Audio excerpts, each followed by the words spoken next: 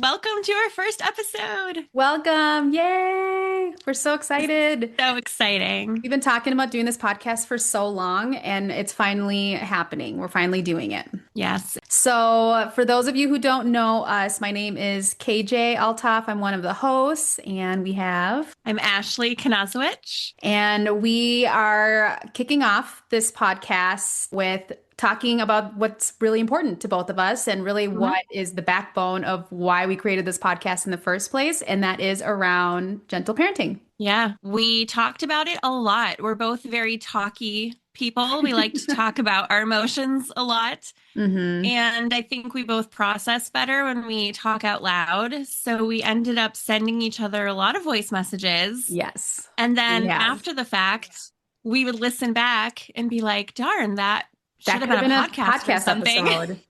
Yeah. So here we are. Welcome to the Fiercely Gentle podcast. Gentle parenting is not just about how we respond to our kids. It's also about who we are becoming as parents. So many of us were raised in traditional homes and were taught to listen and comply. But now we want to do things differently. I'm KJ Altoff. And I'm Ashley Kanazowicz. We're two imperfect moms trying to navigate parenting, overcome our triggers, and share what we're learning so you don't have to feel so alone. Let's come together and learn how to become more fierce in our values so that we can stay gentle in our parenting. This is Fiercely Gentle.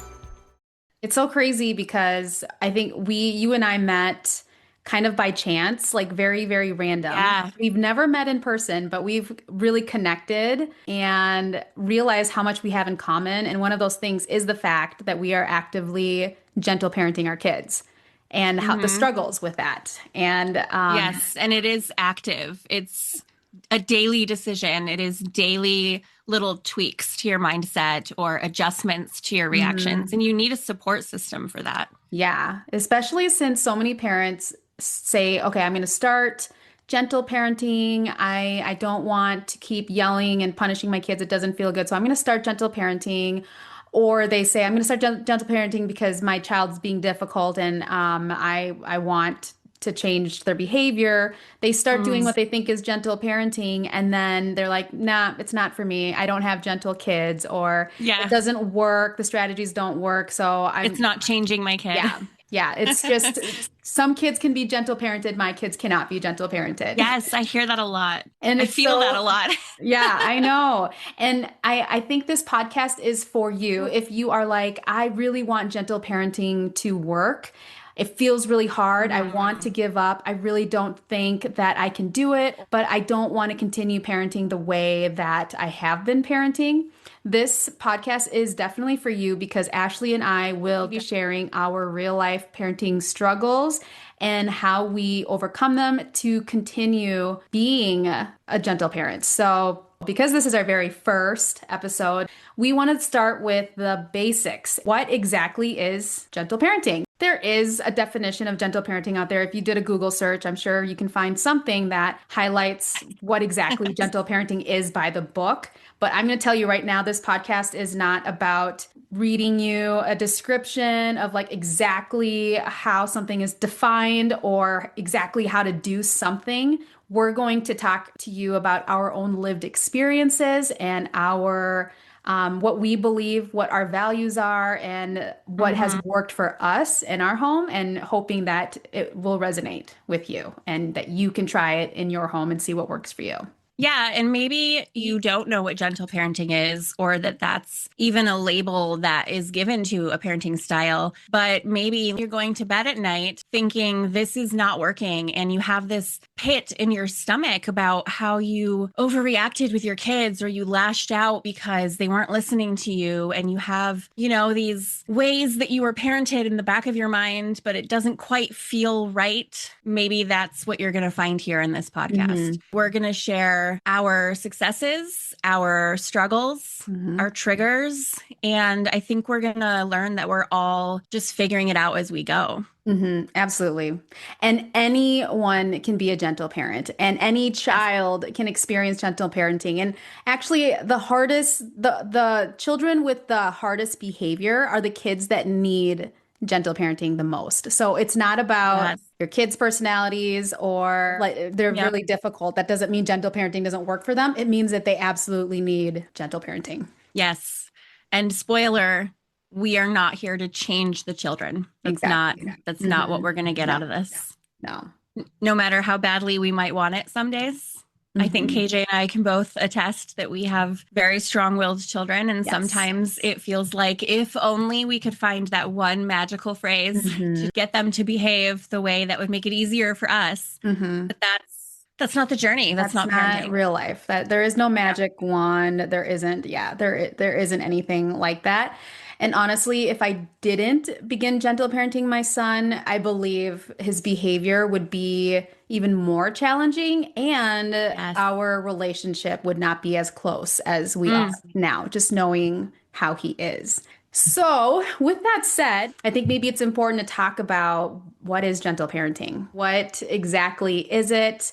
What does it mean to us? And maybe we can start there. Yeah. So what is gentle parenting for you, KJ? So for me, gentle parenting is another parenting label, which a lot of people don't like labels.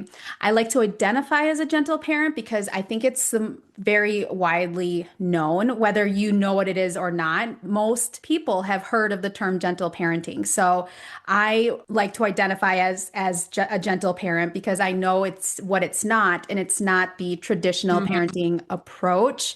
Gentle parenting actually falls under the authoritative umbrella, which is different from authoritarian, which is how a lot of us grew up, especially if you were a child of the 90s. You Mm. were, the children who were seen, not heard, or the bedroom children, Bedroom children. I was just going to say that. children who, were punished harshly. They were told, that you have to obey the parents and, listen. You're a good kid if you listen and you don't complain Because or I said so. because I said so. Yeah, exactly.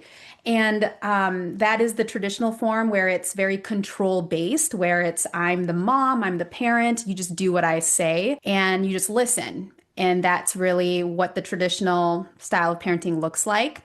Whereas gentle parenting is really much more of a collaborative approach, very much more connection based.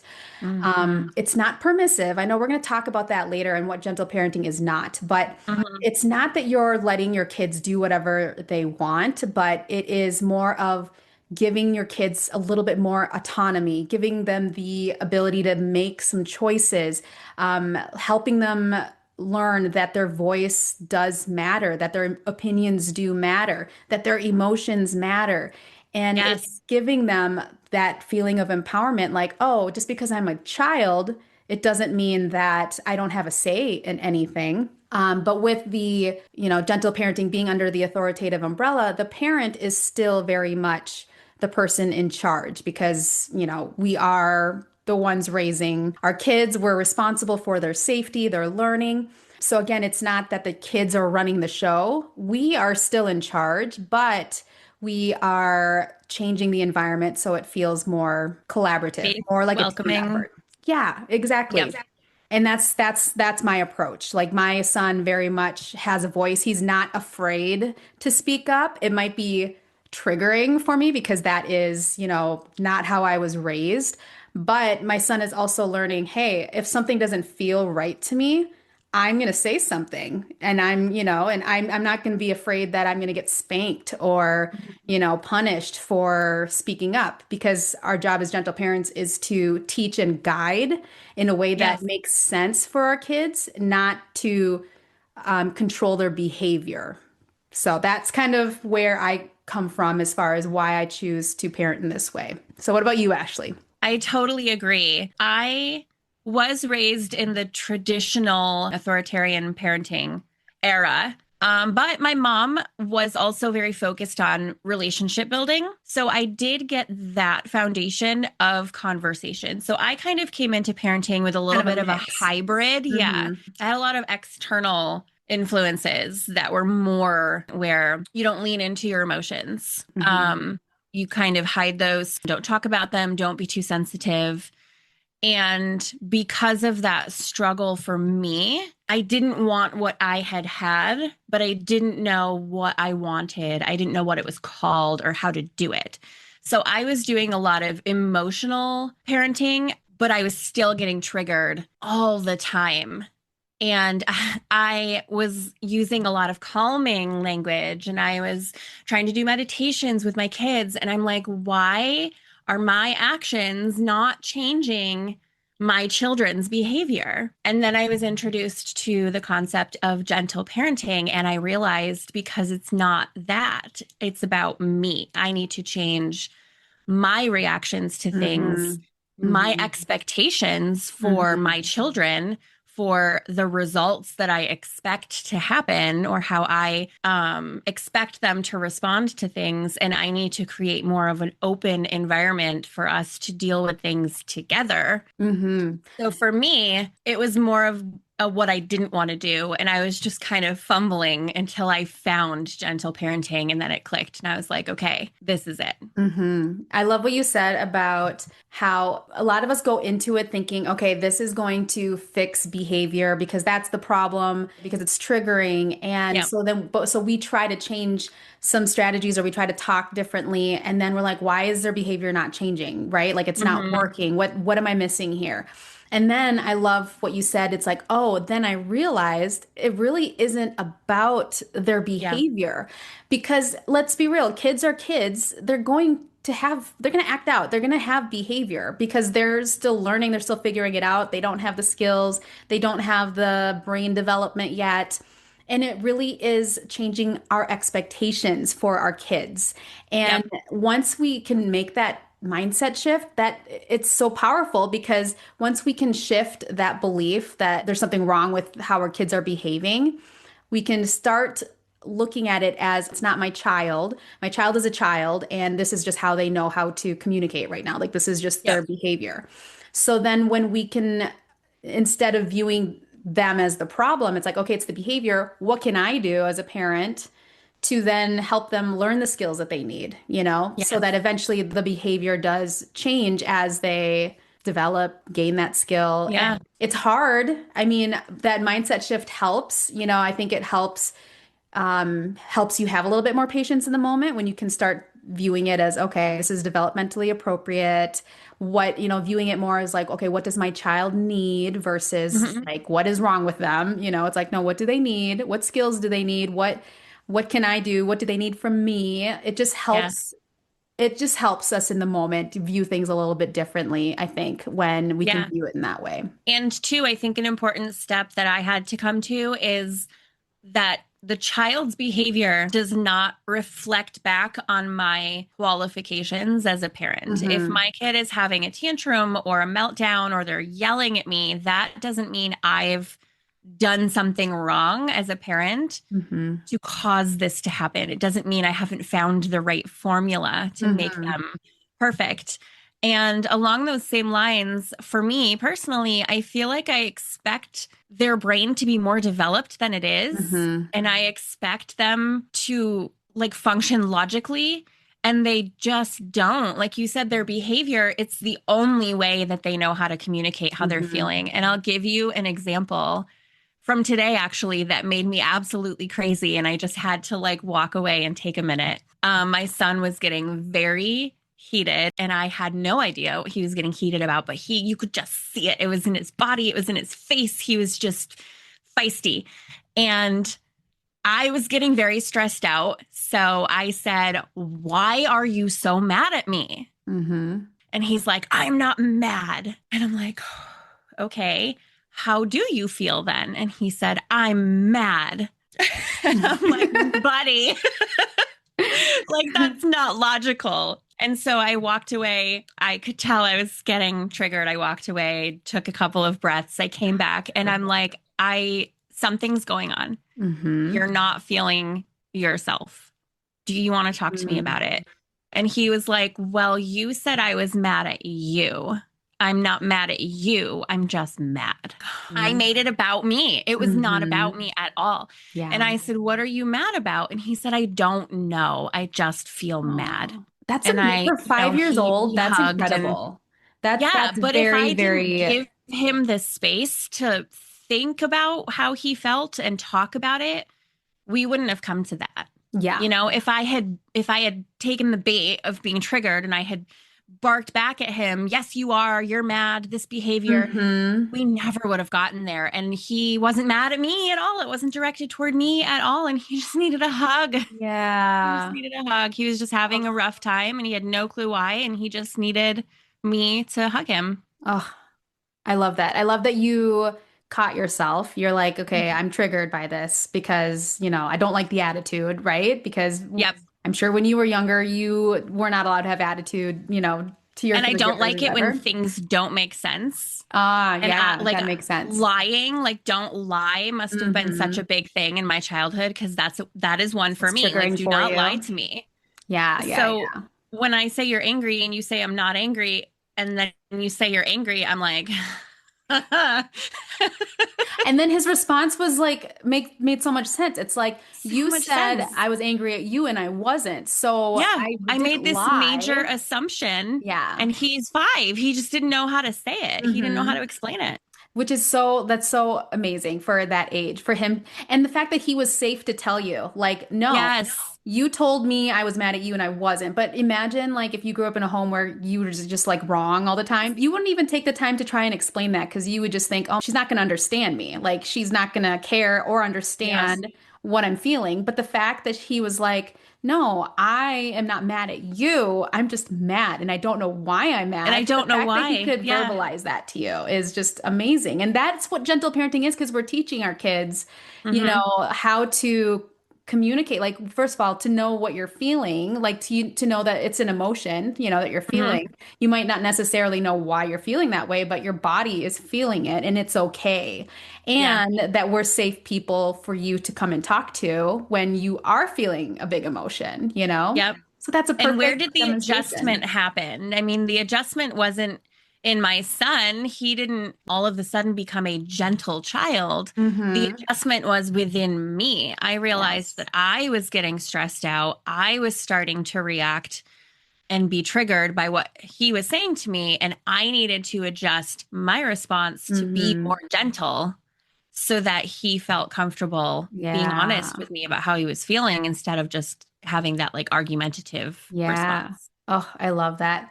Can I share? I want to share an example that because this just happened recently. This was just last night and it's similar, very similar situation. It's so funny that it happened so close, your experience and my experience. Yeah. So I have an 8-year-old son, and last night he was really excited to show us. He's like, I made something in technology. I want to show you. And he pulled something out of his backpack. It was a QR code. So pulled out my phone, scanned it, and it took us to a page. And the page had like some sort of something that he like created in Canva, but it wasn't the project that he wanted to show us. And he was Mm. like, no, that's not it. Like, there's got to be something else. And I'm trying to like click and stuff. And he was getting frustrated with me. He's like, what are you clicking? Like, you don't know what you're doing. And I'm like, okay, here you go. And he's like, why aren't you helping? Like, why are you giving up? And I'm like, Oh okay, no. do you want me to help you? He's like, yeah, but and as I'm like trying to figure it out on my phone, he's like in my face, like getting really mad and frustrated. And I'm like, dude, what? Like, I'm trying to help you. And we couldn't figure it out. Like I was clicking around. It wasn't what he envisioned I was gonna see. And I'm just like, but I don't think it's the right link. Like I think maybe the QR code wasn't created correctly. And so, and he was getting frustrated with me like tapping and stuff. So I just like gave him my phone and I turned around and I continued doing the dishes. And he's over there like, "Ugh, why are you having a fixed mindset right now? You're just giving up." And I was like, no, bud, I'm not giving up. It's just that I'm not helpful for you right now. You're getting frustrated with me and I don't know how Yeah. else to help. And he's like, no, you're just giving up. You're not even trying. And he was so mad. And but fortunately in that moment I was actually pretty regulated and calm. So I was able to stay Yeah. patient. However, on nights where I am not as patient and calm, that would have really been hard Yeah. for me to stay calm because it's like I'm literally trying to help you and you are like yelling in my face for no reason, right? Yeah. But because I was regulated and patient enough. I knew he was really frustrated because he was so excited to show us this Hmm. project he had been working on. He didn't say that in the moment. I just knew that. And he had walked away because he was just so frustrated. Aw, What would have seemed like he was just mad at me. Like he was mad at me. blaming If you. I were a parent that didn't, like read between the lines or like ask questions, like curiosity questions, like what is underneath this behavior right now? I Yeah. could easily have been the parent to take it personally, like, God, what is your problem? Like, I'm literally trying to help you. I didn't do anything. Why are you mad at me? Right. So, anyway, finished up the dishes. He went up to his room because he also has learned, like when he gets really frustrated, he now knows he needs some space. So, he went up to his room.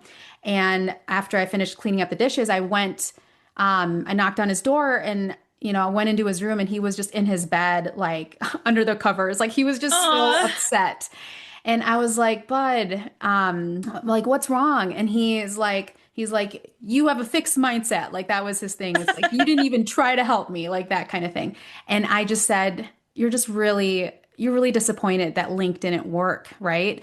And he's like, yeah. And I'm like, you were so excited to show dad and me that project you've been working on. You've been working so hard on it. He's like, yeah, I've been working on it since the beginning of the school year and I finally finished, and that's when, like, he was Aw. just so sad about that. And I just knew that that Yeah. was what was bothering him is that, like, he was just, he really, really wanted to show us this work. He's been so excited because he knows I love working like a design stuff on my computer and stuff too. And sometimes he'll come in and he'll play around on my Canva account. So I think as he's like creating it at school, he was just so excited to show us what he'd been working on. And then the link didn't work. And that was just so Yes. frustrating and so disappointing. He didn't know how to communicate it other than to take it out on me and not his dad. He takes things out on me because I'm the safe person, Same. like Same. so it was my fault, not Yep. anyone else's. But it was being able to have that conversation with him and being Yeah. able to validate him really, really helped in that situation. And then we came up with like a solution. Like, here's what I was able to explain to him once he settled down, like, this is what we can do. It's not that I gave up. Sometimes having a growth mindset also knows what you have control over and what you don't have control over. And that link doesn't seem to be working. So, what we can do is I can message your teacher, let them know, Hmm. and see if they can fix the link. How does that sound? Yeah. So, anyway, that's how it ended, and it was fine. But Yeah. it literally just happened last night where I'm like, oh, thank goodness I was in the right, state of mind that I was able to see what he Yeah. needed in that moment. That's a really great parallel example because in your situation, you were able to see, even though he was directly blaming you, you were Hmm. able to see that that wasn't actually what was going on. And then in my Hmm. situation, I didn't know where the anger was coming from. And I assumed it was directed at me. And I talked to him as though it was. But we were both able to take a step back and be like, wait a minute, what do they actually need here? Hmm. And I was thinking while you were talking, I wonder if, because my kids also like to take the quickest route to blame somebody, usually me. I'm the scapegoat in our Hmm. family as well. Hmm. And they have kind of the same language. Like they'll ask me for help and I will be actively helping them. And if the help isn't working, Hmm. then it's, why aren't you helping me? And Yes. I wonder if that need to blame is their way Mhm. of recognizing that they don't want to hold on to this feeling and they're trying to like get rid of it by passing it on to Mm. someone else. If I can blame you, then maybe this Yes. feeling won't live inside me. But they're Mm. young and they don't know how to say that. Yeah. So if they start lashing out or projecting how they're feeling onto us, maybe that's a sign that they That's have really something they need interesting. help getting rid of. They need I help feel like I emptying want to out. dissect this more in a Yeah. future episode. Like I feel like we need to jot that down and Hmm. like really talk about that, just the meaning behind behavior, because I think you're right. There really are parallels to the interactions we had. And it's so funny Yes. because as parents, we have interactions like these all the time, but we don't talk about them with each other. So then we think that we are the ones that are just Yeah. dealing with this. And it's like, actually, so many of us deal with this on a daily basis, like a similar Yes. version of it. And also, I love both of our approaches because, again, it shows that there isn't one way to gentle parent.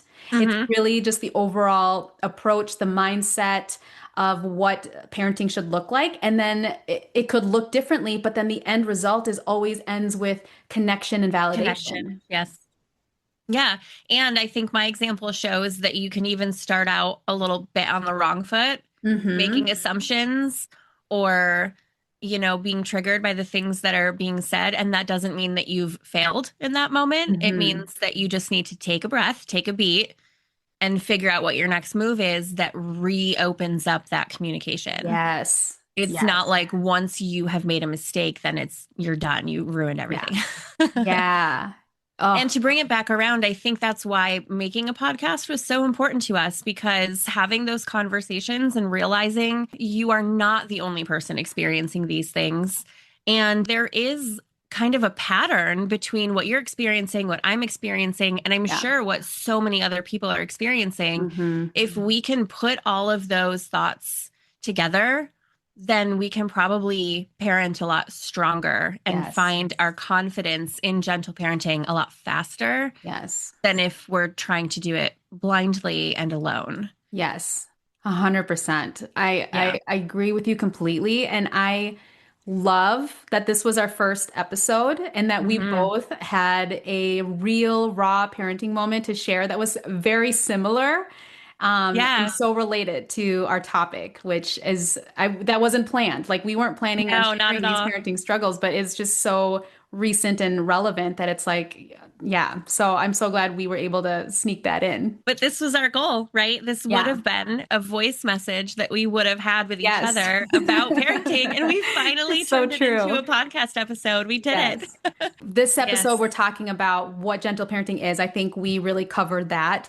But we also Yeah. want to talk about what it's not, because there is a stigma around gentle parenting, and Yes. it's because people don't understand what it is. They think it's Hmm. permissive parenting.